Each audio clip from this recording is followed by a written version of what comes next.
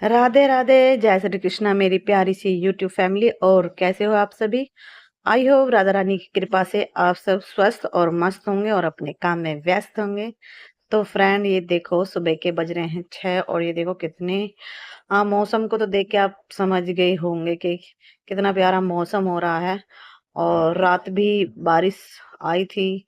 Alert alarm जो होता है वो सभी के फोनों में बजता है, तो पहले ही पता चल जाती है क्या होने वाला है। और बारिश का मौसम हुआ था, आंधी भी आई थी, थोड़ी थोड़ी बारिश भी आई थी, लेकिन जब हम उठे थे ना तब भी बारिश ही आ रही थी। इतना प्यारा मौसम हो रहा था, बहुत ज्यादा बारिश आई थी और हवा भी चल रही थी। इतना ठंडा मौसम हो गया था कि मन इतना खुश हो गया था। तो मैंने सोचा कि क्यों नहीं अच्छी सी चीज बनाई जाए खाने के लिए। तो ऐसे मौसम में तो मन करता है कुछ नया नया बना के खाने का, खासकर पकौड़ी बनाने का तो बहुत ही मन करता है ऐसे मौसम में खाने का।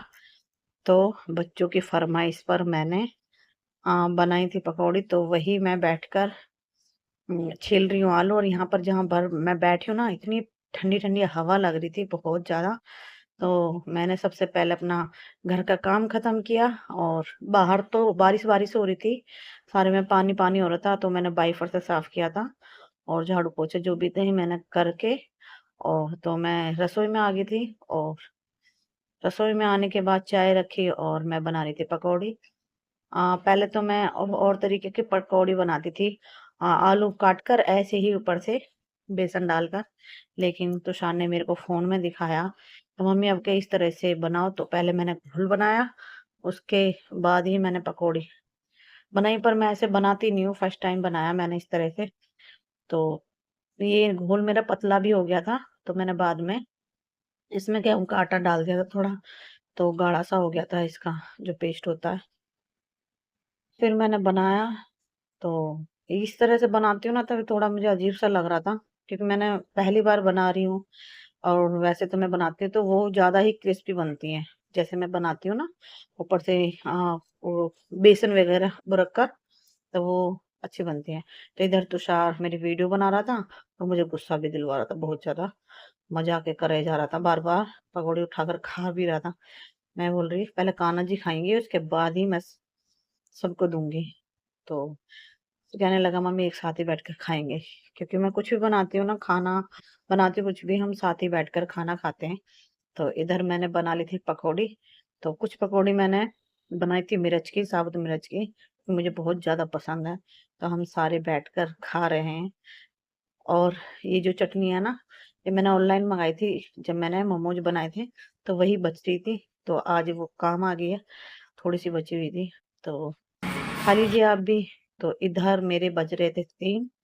तो निशा का फोन भी आया था कि मैं आऊंगी, तो मेरी फ्रेंड आ गई की थी, छाया और निशा। निशा को तो आपने पहली बार वीडियो में देखोगे, लेकिन छाया को तो आपने कई बार देखा होगा।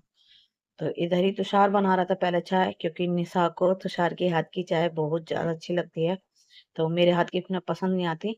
तो देखा था थोड़ी चाय थी, तो मैंने थोड़ा दूध डाला और थोड़ा सा हल्का सा पानी भी डाला था। लेकिन मैं चीनी डालनी थोड़ी सी भूल गई थी, क्योंकि पता नहीं मेरे दिमाग को क्या हो रहा है, बहुत ज्यादा हाँ भूल जाती हूँ मैं। सच बताऊँ ना, मुझे भूलने की बीमारी सी लग गई है, और एकदम दिमाग सुन्न हो जाता है, दर्द मेरे कई दिनों से बन रहा है। तो इधर मेरी बन गई थी चाय, तो मैंने मंगाए थे अपनी फ्रेंडों के लिए समोसे। तो ये फोनों पे लगी हुई हैं दोनों।